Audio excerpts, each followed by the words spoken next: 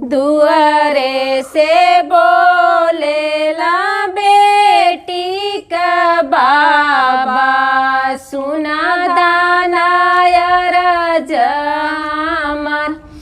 सोने का सुगनावा मोतोड़ी के फेंकबो बेटी पराए घरे जाए सोने का सुगनावा मोतोड़ी के फेंकबो बेटी पराए घरे जाए एतनी बचन जब सुनेली बेटी सुना बाबा रज